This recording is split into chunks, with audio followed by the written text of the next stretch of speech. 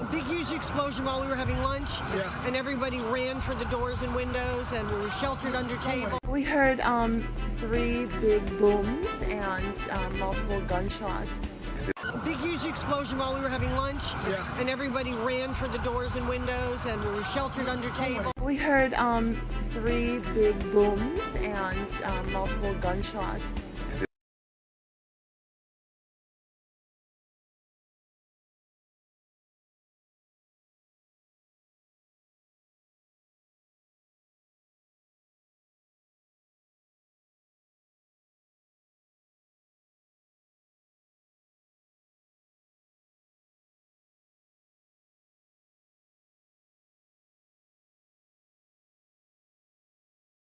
Okay, so I'm here with Victoria Munoz and Dan Holmes, and you knew Adam's mother, Nancy. Is that right? Yes. What was she like as a person, or what respect did you know her? She's really a very happy person. Very well put together, very excited about life generally. Yeah, and did you know Adam at all, or did you know Ryan? I didn't know the rest of her family. I just knew her from hanging out sometimes. I knew she, used to go to Boston quite a bit. We were just saying, and she liked the Red Sox. What did she work at? What was her? As far as I know, I don't think she had a job per se. She was divorced and she lived with her son Adam right here in town. She was very private. She was pretty private. She was protective of her son. Was there a reason for she was protective of her son, or? She always mentioned that he had kind of social, kept himself away from people quite a bit. She was concerned always about that, but she was pretty well buttoned up type of person, so she didn't, I don't, you probably hung out with her as much as I did, and I didn't really ever get a chance to really get to know her. But she would frequent a bar that we would go to here in town, my place, at a beer bar, and she loved craft beer, and so we chew the fat and talk about things. Yeah. She was a very, very affectionate person, but I'd say that very smart, very Yeah. intelligent woman, but she kept her life separate, her family life separate from her social life, for sure. And you've learned of the news, obviously. How is that affecting you as being friends of Nancy? Very upsetting.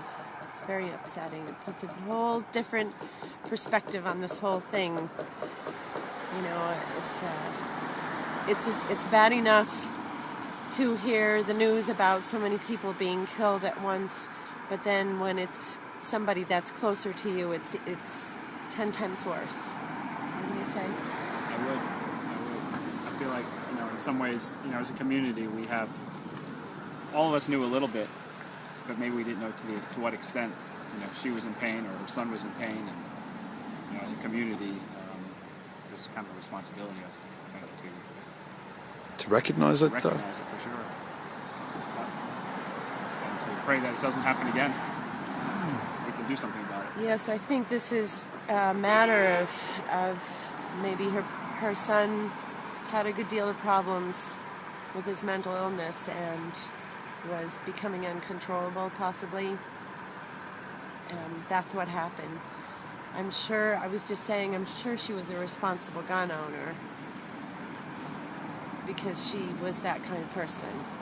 When it comes to gun ownership, do you guys own guns? I do not. No.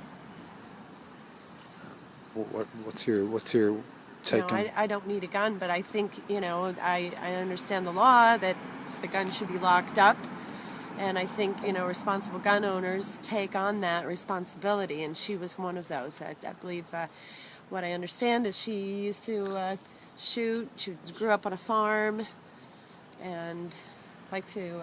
She would take her kids target shooting. She loved to take her kids target shooting. That was her passion.